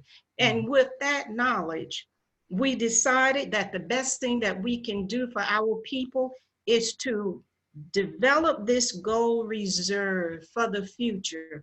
Now, we recognize pricing, we understand that, and we understand how to leverage it. Now, what do you think China and India, why are they building a gold reserve accumulation? They know how to leverage the gold. Many people say that gold cannot be monetized. That's crazy. Of course it can, but you have to know how to leverage it. All right. So well, you talk in my talk, sister. I hate to cut you off. I got another program I'm gonna have you on soon. Yeah, absolutely, because we talking that same conversation. I want to go to Abdul Haqq, Imam Abdul Haqq. because I was very impressed, and I apologized to you earlier the other day for not having reached out specifically to congratulate you and show you how much we appreciate the quality leadership program. I know it's QLS, Quality Leadership. Quality Life Center. Quality Life Center. I saw the celebration you were having on on the successful matriculation of some of the people who are part of your program. So this right here is about leadership. Leadership. You come from leadership. You support leadership. We're talking about the leadership of the Honorable Elijah Muhammad. When you think about leadership as a concrete, very real, powerful, and important concept, how does what the Honorable Elijah Muhammad influenced you with inform your work with Quality Life services? I think very much so. One of the things I think has been articulated already is that we know success is not necessarily based on formal education. Mm-hmm. And I think what the Honorable Elijah Muhammad demonstrated for many of us is to recognize that if one has a vision and one has, some may call it a burning vision. We call it in the Quranic language, a niyyah, mm-hmm. a vision, a purpose. Once that is established and one sets out and embarks on a journey to bring that into existence, I believe the Honorable Elijah Muhammad influence in many people in this country helped to define what that is and did not have to look for any special education or special heritage with a family to recognize that one could do great things and big things and accomplish and achieve that. So I think one of his major examples for all of us is the bigness of his vision. And all of us know that a vision is very precious, and many people will tell you you can't do it. But the Honorable Elijah Muhammad demonstrated that capacity in dealing with farmland, with acquisition of businesses, inspiring people all over this country to literally do for self. And that has trickled down or transferred in the fabric of many cultures that exist among the African Americans. And so I think that was one of the greatest impacts, do for self, making clear that there's no mystery God, that mm-hmm. there's responsibility that you have. Give an honest day's work to get or earn an honest day's pay. There were values and principles that set those who have embraced those philosophies aside or apart from many people. So I think in that parameter of my talk is what the Honorable Elijah Muhammad meant to so many of us, is to give that vision and that hope. And when the Imam came into office, that brought it into a broader field. That brought it into a connectivity that if we apply those relationships all over the globe, we can do big business and great things. Yeah. So I think that was the big impact for me from the Honorable Elijah Muhammad. Yeah, that's wonderful. That's wonderful. These ideas are very, very so much to be touched on.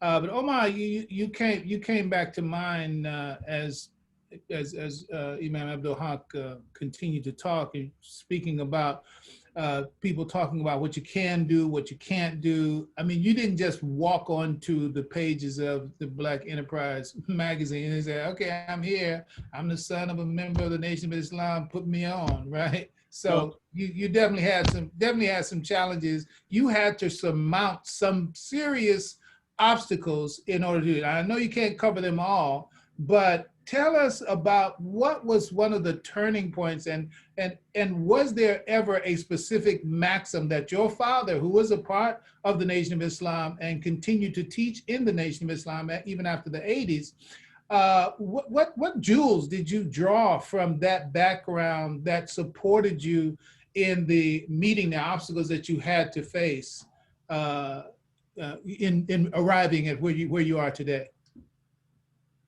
Wow, that's a heavy question, and you asked a lot, and you said a lot. All I can remember was that we were poor, very, very poor at times, and we had money at other times. And, we didn't have any of the money during the times where I was coming up. That was, pre me remembering it. I have photographs of so many other, times in our life where we had some resources. But I'll just say that I had a paper route with about 50 customers when I was 8, 9, 10 years old. And my dad used to remind me that he used to hear my red wagon going down the steps of my house on Saturdays mornings to go get my papers.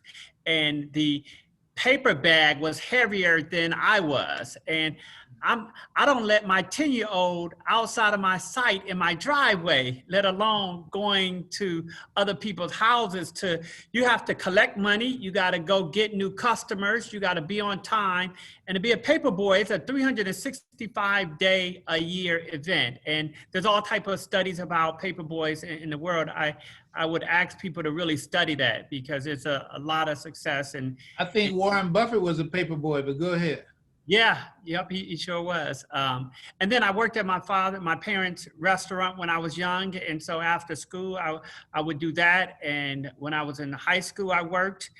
When I was in college, I worked. And, so all of these things taught me this work ethic, seeing men and women, and we were in the Nation of Islam at various different times when I was a teenager and when I was very young. And so I had the opportunity to see men and women who worked extremely hard and who had a love for themselves and loved their people.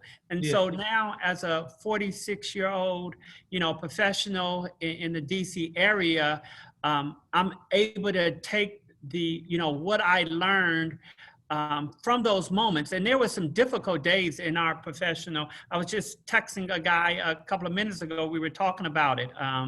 But when you have Islam and when you do right and when you have high moral character as best as you can, and when you give to your people, then Allah will protect you. And that's what happened. God has protected me and my family, and my mother-in-law talks about it. She said, we have been chosen. And, when bad things could have happened, they didn't, because we continually give and we continually, strive to help people and to help our community. And I would just encourage people to believe in yourself and don't believe what other people might say about you. Don't believe that you can't do anything. Know that you are the best. Know that if Nadar Ali could buy a jet in 1960 or 1970 and the Nation of Islam could have trucks across the country, then surely in 2020, you could get a $1 billion federal contract, or you could start a Facebook or an Amazon, or you can develop a 100-unit apartment building, or you could have a $1 million a year company, or $1 billion a year company, or $1 trillion. In fact, I was thinking, what is the number beyond $1 trillion? I was just reflecting on that the other day. What's that? Quadrillion. Thank you. Yeah. Shu'aibe, you, yes, it's quadrillion. I didn't know that. I'm not as smart as you. I had to look it up last week. But I guess you got more money than I do, though. I hate to cut you off, but I got a job for you and Aisha, all y'all probably. I think I got a job for all y'all after all this is done. They ain't gonna pay nothing but good feeling, good spirit, and good enrichment of the community to further fertilize this soil. I'm going to apologize to you, and I'm going to apologize to the unanswered question. The question that's going to remain unanswered from our audience. My sister, you ask it. You know I love you, and I know you understand. Your friends don't need an explanation, and your enemies wouldn't accept it anyway. So, my sister, you understand. But we're going to have to shift our focus now with the rich, and everybody just put a comma on the end of all of what you've heard, and allow those to also be jumping off points for yourselves to further and deepen your understanding about what's being talked about. But I'm going to ask each one of our panelists just to briefly respond to, and then I'm going to ask for your summary statements after, but I am going to ask you a question, respond briefly to it, and then I'm going to ask you for your summation to conclude the broadcast. The question I want to ask you right now is, how did the Nation of Islam influence your spirit? Nadar, we're going to start with you, then I'm going to go to Imam Abdul-Haq, and then Aisha and Omar will come back to you. So Nadar, how did the Nation of Islam influence our spirits? Actually, it kind of saved me, because before I came into the Nation of Islam, I was a person who was pushing for integration. So it was the government was forcing all the school districts around the United States to desegregate. It was like it was a de facto segregation. In other words, it was not a legal segregation, but because of the boundary lines and your zip code, the Fresno, like many other cities, were segregated.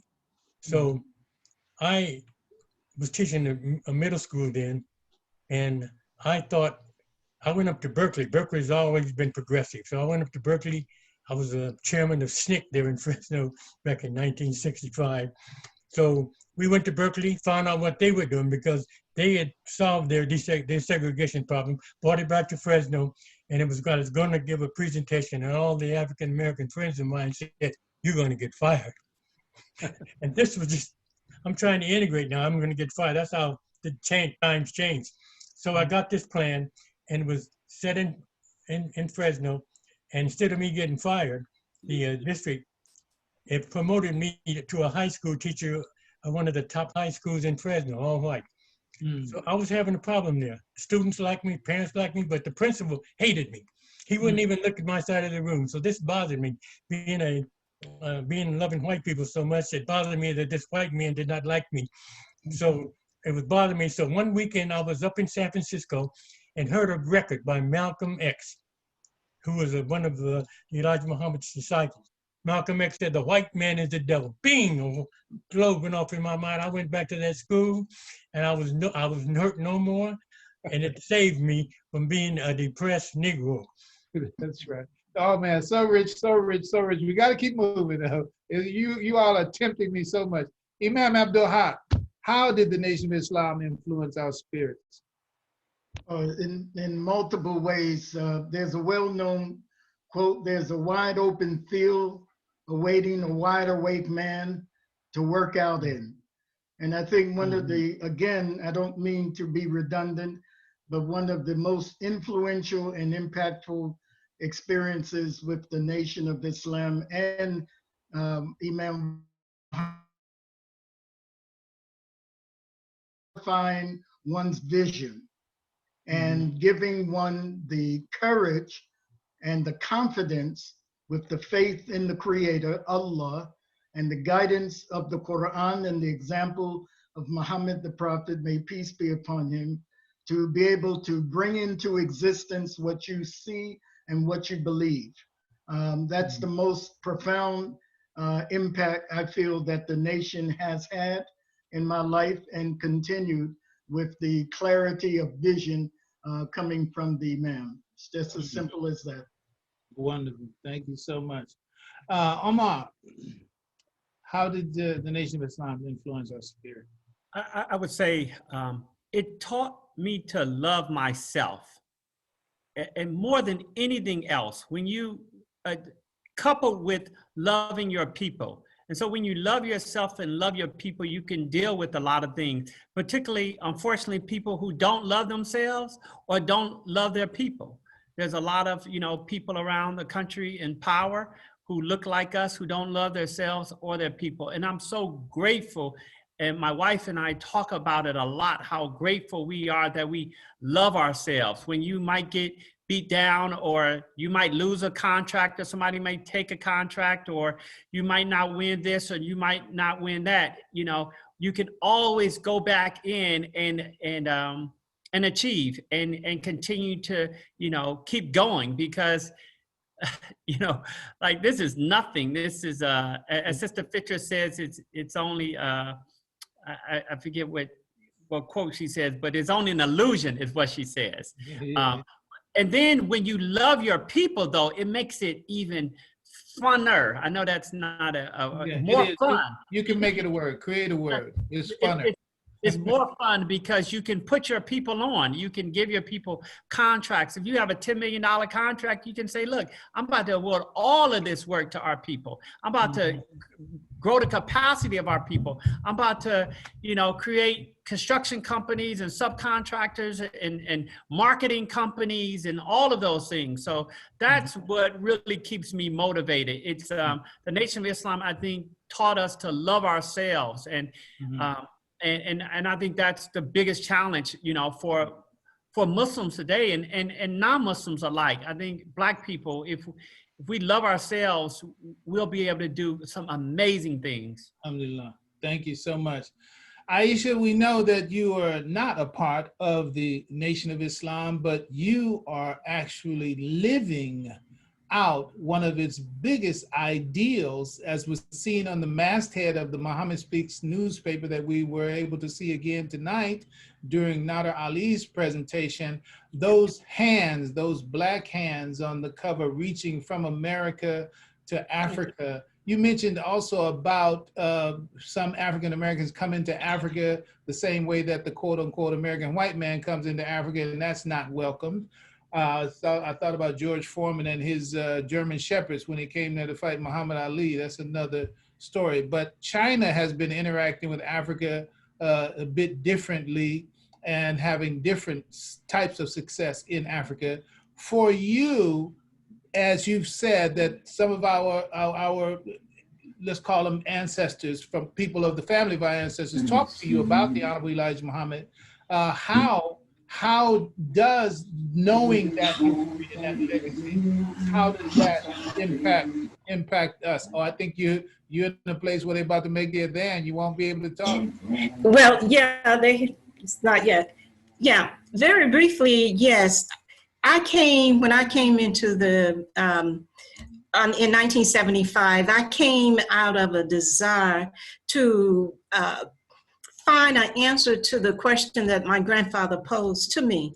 And that was to find a way for us as African-American people to secure our wealth. African-American people during the days of the 30s and the 40s, 50s, and 60s could make money, but they couldn't secure it. And there was, and in some places like Western North Carolina, up in the mountains where I grew up, we had no black banks. And so people used the forest to actually, because I live next to Pittsburgh National Forest, they used the forest to put their money in the ground in the forest because they couldn't secure it in any way. And my grandfather said, baby girl, go find a way in the world for us to be able to secure our money when we make the money. And so I have been on this journey for years. It was interrupted because that's life. That's the reality of our life in America. But so we had to find a way. And this was the best alternative. So I just way in Africa. And yes, it is in Africa. So this is the way that we have to go. We have to be able to secure what we have, what we make. And I think that and I'm very sure that the acquisition of precious metals as a reserve is the way for us to go. And it can be done, and it will be done by the grace of Allah. That's wonderful. So what we are at the end of our program now, and there's actually a message, a concluding message that I'm looking for now that I need to have again. So that's on me. But I would like for each one of you to give us a 2-minute summary of what you would like to have our audience leave with tonight. Nadar, we'll begin with you. Yes. First of all, I'd like to thank Sister Petra and Reverend Jenkins for sponsoring this forum and for allowing me to be a part of it. And I would like to thank Allah for blessing me and my family. I was away from home a lot during this time. And my family, my wife, held everything together. And I'd like to thank Allah. On the 31st of July, I turned 90 years old. Oh, All praises due to Allah. Alhamdulillah. Congratulations. Yes. I got another story for you. We're not going to end without that story. That's going to be my summation. I got you right there. Okay, Abdul-Haq, please, Imam Abdul-Haq. Yes, I'm very grateful for Dr. Jenkins and Sister Fitra for their efforts in organizing something that I think largely can be timeless, and that is to make a contribution in sharing some aspect of this great history among African Americans and the impact that the leadership of the Honorable Elijah Muhammad has had. I think what's important to me that should stand out is that concept of a seed and the concept of a succession plan that recognizes that, as the Honorable Elijah Muhammad would periodically say, he says, I'm only teaching you a wake-up message. One day there will be someone that will come and lead you further into the truth. And the seed that I'm referencing is Imam Waritheen Muhammad from the genesis of the nation. It existed in the vision. And that transition is being expressed, which I'm very appreciative of hearing our brother and sister who are at least 20 years younger than me, to see their level of sophistication and expansion in the world of business that shows there's this growth and there's this real Rabbil Alameen, this nurturing is still in existence to bring us to a more sophisticated and progressive state here in this country. And so I think that progression must be understood with the seed that was planted during the time of the nation. Thank you. Omar, please. Golly, words really can't describe my sincerest gratitude for Sister Fitra and Ms. Jenkins for organizing this amazing symposium, and Brother Nadar-Ali, and to yourself, Imam Shu'aibe, and the other panelists. Deep gratitude to each of you. I would just leave you all with three things.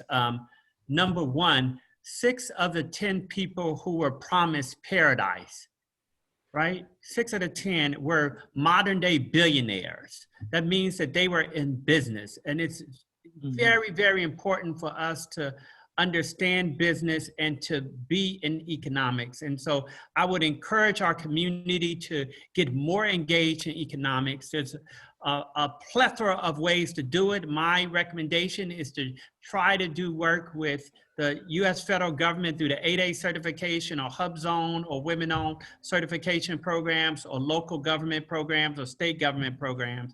And then I would also urge us to give back to our communities, work with our local masajids to help them build capacity. And one of the ways that we've been able to build capacity and partner in DC is with Masjid Muhammad. We are working on a $42 million development project, and it's helping both our company as well as Masjid Muhammad, as well as the Masjid Muhammad community and the members of Masjid Muhammad. And I would encourage other business leaders around the country and those in business to work with your local masajids and your local businesses to start getting together and to have cooperative economics. Thank you.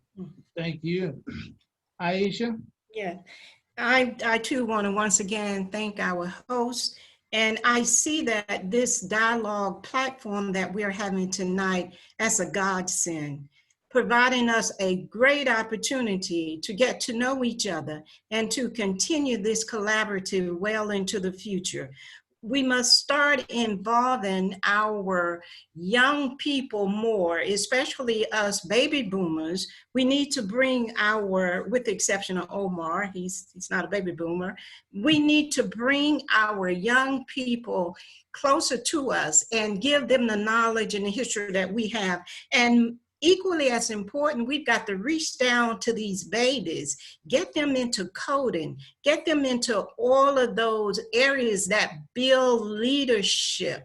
We have to do this. If we do not, this is all for naught, okay? All right, thank you so much.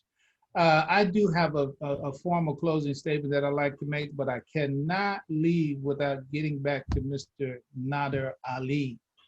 Because you rang another bell that I mentioned at the beginning, but the circle is going to be perfect and complete for tonight when I tell you this. I told you that your entrepreneurial spirit had something to do with my marriage. We were selling candy under what you remember, Minister Billy, who became Minister Rob, and all those people. Even when Fakir came in, I was still doing that. I'm talking very familiar to him because he knows who I'm talking about, and it's going to take less time if I don't try to explain everything. So, in any case, I was selling that candy. We were selling that candy up and down California, the California coast, which is where I met Minister Henry 10X, who Rahimahullah passed away, Imam Harun, who passed away. He was one of the most inspiring ministers of the Nation of Islam that motivated me to, I want to be a speaker just like that. Now, I was still wet behind the ears. I was George processing, as it were. All right. Any case, we would go up and down the coast selling that candy. You know, I was making $700 a week in 72 selling candy. I got married on the strength of that candy that I was selling that was under your administration. And our wedding anniversary is July 31st. July 31st, we had our, because Nation of Islam didn't have none of that shagging stuff. She was my girlfriend before, but once you became into the Nation of Islam, you're going to have to get married or you're going to have to get alone.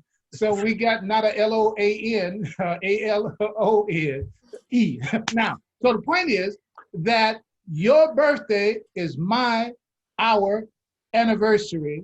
So we got, so it met 1972. So we had our 48th wedding anniversary this year, and it had a lot to do with your entrepreneurial spirit, because if I didn't have that money, we wouldn't have been able to tie that knot. Right? So I thank you, I thank you, I thank you. So now we're gonna go ahead and close out. Thank you all for joining us for this second session in our 5-session conference, an academic. You just took my screen from me. That's where my notes are there. I can't see my notes. All right, you gotta get it back. So thank you for joining us for the second session of our 5-session conference, an academic examination of the Honorable Elijah Muhammad's teaching. Please take the time to complete our event survey, which will be sent out via email to help us improve our future sessions. We're grateful for your participation and look forward to seeing you in our 3rd session, which is education, a solution to inequality. That's the question. Is education a solution to inequality? That's going to be next Tuesday at 6 p.m. Eastern Time. And if you have any questions, feel free to contact us on our respective websites and submit questions via the chat box. And we thank you for having joined us for this session. I believe that's the end of my comments. Yes. Play the clips. Thank you. Assalamu alaikum. Thank you, panelists.